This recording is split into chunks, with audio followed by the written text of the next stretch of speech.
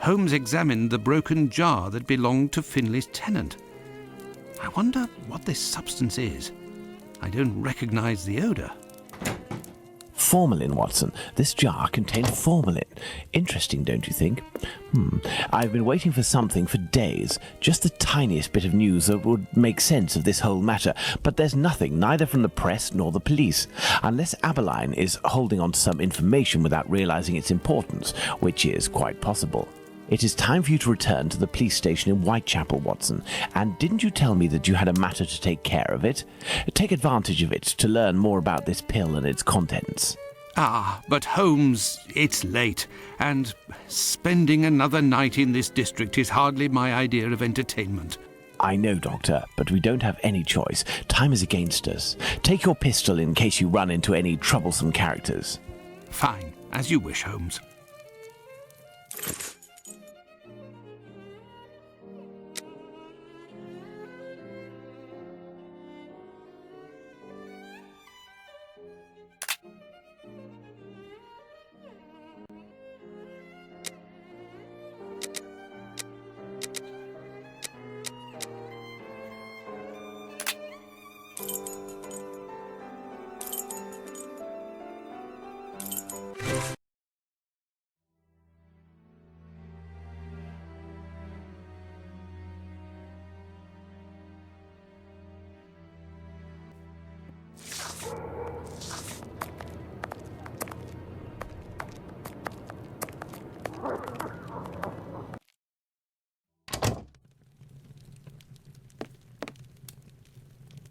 Good evening, Mr. Solomonovich. Good evening, Doctor. What a pleasure to see you again.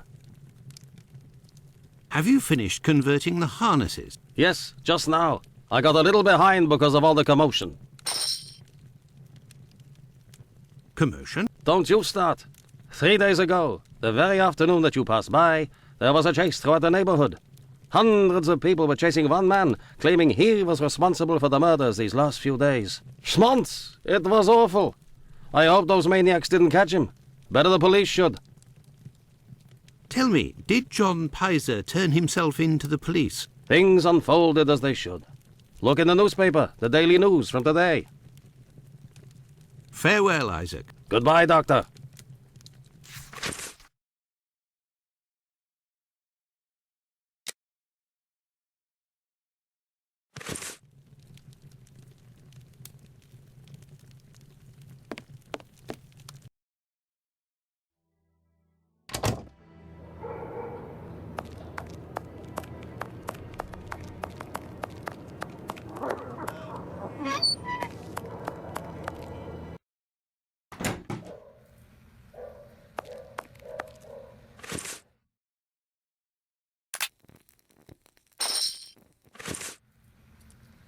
Good evening, Dr. Gibbons. Dr. Watson. Did you keep the cane we spoke of last time? I was going to sell it tomorrow, would you believe, having not heard word. Here are your harnesses, Doctor. They are top quality, I'd say. Definitely worth the price of this walking stick. Here, it's yours. Do you have any formalin here? No, definitely not. They have it in university hospitals to conserve anatomical specimens in jars. But in a little clinic like mine, we don't keep anything but bad memories. Well, farewell, Doctor. Goodbye, Dr. Watson. I must go to Miss Bella's.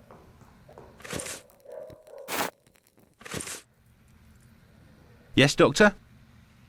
Could you tell me what type of pill this is? Yes, we have those here. It's not really a medication. We give them to patients with chronic respiratory conditions like tuberculosis. Did you have a patient by the name of Annie Chapman, the woman killed 3 days ago? Indeed. She came in the morning of her death. Poor woman. Did you give her these pills? Yes, now that I think of it. She actually came in twice. The first time I gave her an almost empty container without making her pay. She came back during the day and said she dropped the container and stepped on the pills. She wanted to know if I could give her more again without paying. I refused. After she left, a patient who was there told me that he lives at the same place and confided that she had been lying. He saw the pills fall in the tenement's communal kitchen, but the woman immediately wrapped them up in a piece of paper. Where did this paper come from?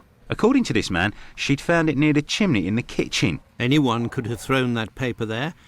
That envelope can't have anything to do with the murder. Pardon, Doctor? Nothing. I was just talking to myself. Well, farewell, Doctor. Goodbye, Dr. Watson. I must go to Miss Bella's.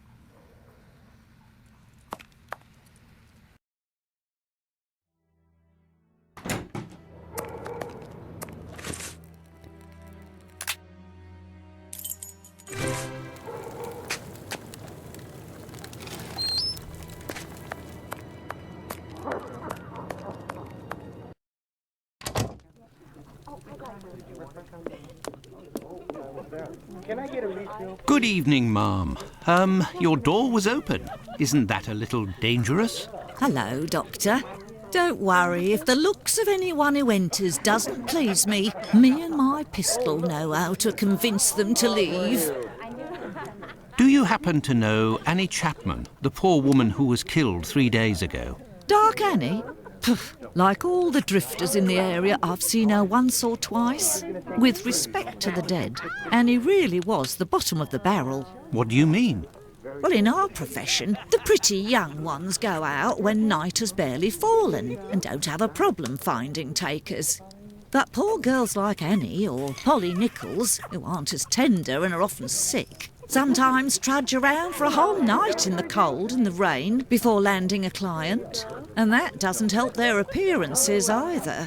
They don't have much choice about paying for a bed for a few hours, a glass of gin or a hot meal. How terribly sad. That's the price of survival in Whitechapel, my angel. One of my girls knew Annie for some time. They bought some jewellery on the black market, I think. Jewellery? How could Annie Chapman have possibly afforded jewellery? Luxuries for a woman are always relative to her condition, Doctor. As a matter of fact, it was real cheap junk. Annie got 3 assorted brass rings, I think. It's been said I have a memory for jewellery. How is Lucy keeping? She's doing well, Doctor, but believe me, it won't last. Rare are the girls who can build a future in our profession. Very well, I shall let you get back to work, Ma. See you soon, my love.